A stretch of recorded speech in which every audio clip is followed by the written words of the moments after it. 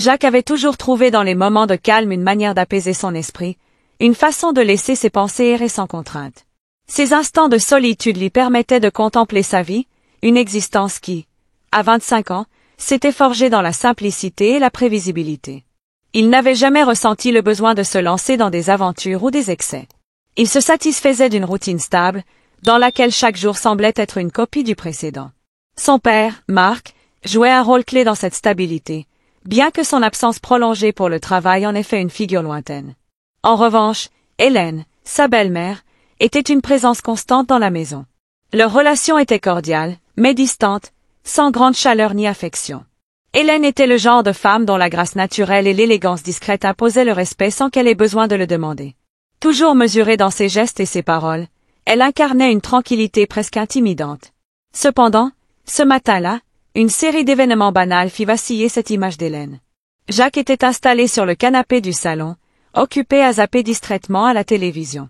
La lumière du matin pénétrait doucement par les grandes baies vitrées, éclairant l'espace d'une chaleur apaisante. À l'étage, le faible bruit d'une douche qui coulait lui rappelait qu'il n'était pas seul. Il savait qu'Hélène était à la maison, mais il n'y prêtait guère attention. Après tout, leurs échanges se limitaient souvent à des salutations neutres ou à des discussions superficielles sur la météo ou la logistique familiale. Un bruit léger le sortit de sa torpeur. Instinctivement, il releva les yeux, et son regard fut attiré par une silhouette en haut de l'escalier. Hélène descendait, enveloppée dans une grande serviette blanche. Ses cheveux humides reposaient mollement sur ses épaules, et de fines gouttelettes d'eau descendaient en cascade sur sa peau. La lumière matinale, filtrée par les rideaux, semblait danser autour d'elle, soulignant involontairement chaque détail de sa posture. Jacques détourna rapidement les yeux, gêné par cette vision inattendue. Pourtant, quelque chose dans ce moment anodin l'avait frappé. Ce n'était pas simplement la vue d'Hélène, mais la manière dont elle se déplaçait.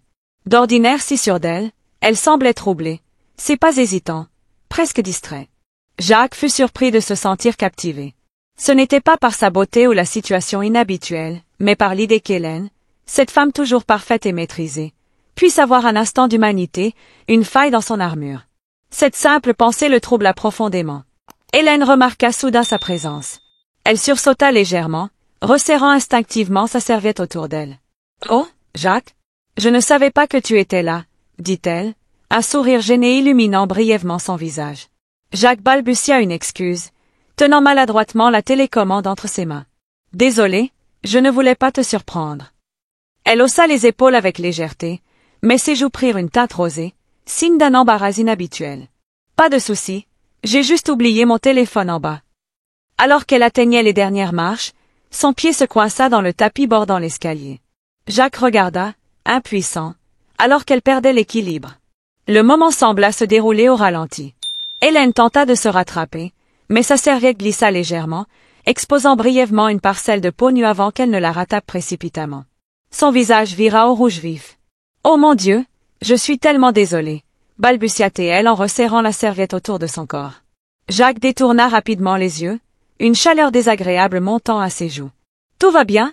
marmonna-t-il, évitant soigneusement de croiser son regard. Le silence qui suivit fut lourd, maladroit.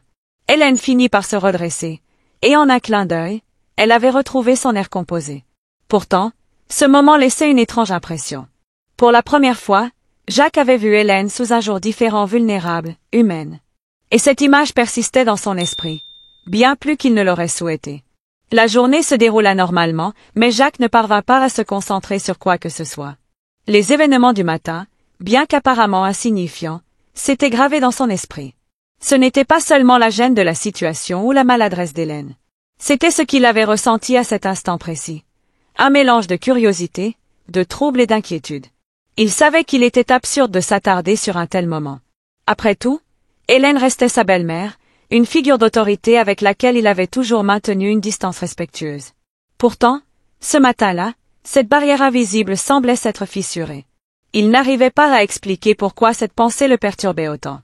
La nuit tombée, Jacques s'installa dans son lit, espérant que le sommeil l'aiderait à mettre un terme à ses pensées désordonnées. Mais à peine avait-il fermé les yeux qu'une série d'images lui revenait, le regard troublé d'Hélène, sa silhouette illuminée par la lumière du matin, la teinte rosée de ses joues. Un léger coup à la porte interrompit ses pensées. Il se redressa, son cœur battant à tout rompre. Qui cela pouvait-il être à cette heure?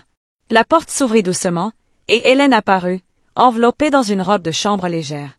Ses cheveux lâchés retombaient en cascade sur ses épaules, et son expression oscillait entre hésitation et détermination. « J'espère que je ne te dérange pas, » murmura-t-elle, ses mains jouant nerveusement avec la ceinture de sa robe. Jacques sentit sa gorge se nouer. « Non, pas du tout. » Elle entra lentement, refermant la porte derrière elle. « Je voulais juste vérifier si tu allais bien après ce matin. » Il cligna des yeux, pris au dépourvu. « Oui, je vais bien.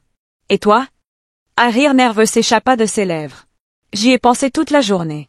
C'était un accident, bien sûr, mais... » Sa voix s'éteignit, comme si elle ne trouvait pas les mots. Jacques sentit son cœur s'accélérer. Il aurait dû trouver quelque chose à dire pour dissiper la tension, mais aucune parole ne lui venait. La proximité d'Hélène, l'intimité de la situation. Tout cela créait une atmosphère qu'il ne comprenait pas, mais qu'il ne pouvait nier. Hélène leva les yeux, croisant son regard avec une intensité qu'il n'avait jamais vue chez elle auparavant. « Je ne sais pas ce qui se passe, » murmura-t-elle. Jacques hésita, puis se rapprocha légèrement. « À moi non plus, » admit-il, sa voix à peine audible. Pendant un instant, aucun d'eux ne bougea. La pièce semblait s'être figée dans le temps, chaque respiration, chaque battement de cœur amplifié. Puis, comme attirés par une force invisible, leurs visages se rapprochèrent. Leur premier baiser fut hésitant, presque timide, mais rempli de toute l'incertitude et de l'émotion qu'ils n'osaient pas exprimer autrement. Lorsqu'ils se séparèrent, Hélène détourna le regard, ses joues rougies par l'émotion. « C'est insensé. »« Peut-être, » répondit Jacques d'une voix grave, « mais ça ne semble pas mal. » Hélène laissa échapper un soupir tremblant, et avant qu'ils ne puissent réfléchir davantage, leurs lèvres se rencontrèrent à nouveau, cette fois avec une passion plus intense, plus désespérée. Le reste de la nuit devint un tourbillon d'émotions et de désirs réprimés, une exploration de sentiments qu'ils avaient longtemps ignorés. Pourtant, au fond d'eux, ils savaient que la réalité reviendrait tôt ou tard. Lorsque le soleil se leva, Jacques resta éveillé, fixant le plafond, son esprit tourmenté. Il savait que ce qu'ils avaient partagé était à la fois magnifique et interdit. Hélène n'était pas simplement une femme, elle était la femme de son père, une figure liée à sa famille. Jacques détourna immédiatement les yeux, le rouge montant à ses joues, son cœur battant à tout rompre. Hélène, d'un geste vif, se baissa pour ramasser la serviette, la replaçant rapidement autour de son corps. « Mon Dieu, quelle maladresse !» murmura-t-elle d'une voix tremblante, visiblement mortifiée par l'incident. Jacques, encore plus embarrassé qu'elle, bafouilla. « Je vais monter, je crois que je vais travailler dans ma chambre. » Il attrapa la télécommande et se leva brusquement, s'éloignant presque à reculons pour lui laisser de l'espace. Hélène, encore accroupie, haussa légèrement la voix. « Attends. C'est bon. Ça arrive à tout le monde. Ne t'en fais pas. » Elle semblait reprendre une contenance, mais une ombre d'inquiétude dans son regard trahissait son malaise. Jacques s'arrêta à mi-chemin, hésitant. Elle le fixait désormais, une étrange tension flottant entre eux, un mélange de gêne, de vulnérabilité et de quelque chose d'indéfinissable. Il fit un signe de tête maladroit, puis disparut à l'étage. Jacques était allongé sur son lit, les yeux rivés au plafond. Il essayait désespérément d'effacer la scène de son esprit. Ce n'était rien, rien du tout, se répétait-il intérieurement. Mais quelque chose dans cet instant continuait de le troubler. Ce n'était pas la nudité accidentelle d'Hélène, mais plutôt le fait de l'avoir vue dans un état aussi vulnérable, une facette d'elle qu'il n'avait jamais imaginée. Pour Jacques, Hélène avait toujours été l'incarnation du contrôle, une femme élégante, distante, presque parfaite. Mais ce matin-là, il avait perçu une humanité chez elle qu'il n'arrivait pas à ignorer. Et c'était précisément cela qui le troublait. Il soupira profondément, essayant de chasser ses pensées en attrapant son ordinateur portable pour travailler. Pourtant, à chaque pause, son esprit revenait inévitablement à l'image d'Hélène, à la manière dont elle avait rougi, à la fragilité de son sourire ce matin-là. Il sentit une pointe de culpabilité monter en lui. Il ne devait pas penser à elle de cette manière. C'était la femme de son père. De son côté, Hélène, toujours dans sa robe de chambre, s'était installée dans la cuisine. Elle faisait du thé, mais ses mains tremblaient légèrement en tenant la bouilloire. Elle ne cessait de repenser à l'incident. Ce n'était pas seulement l'embarras de la situation qui la perturbait, mais également le regard de Jacques. Il avait détourné les yeux rapidement, bien sûr, mais dans cet instant fugace, elle avait cru voir quelque chose de la surprise, de la curiosité peut-être, mais aussi un respect sincère.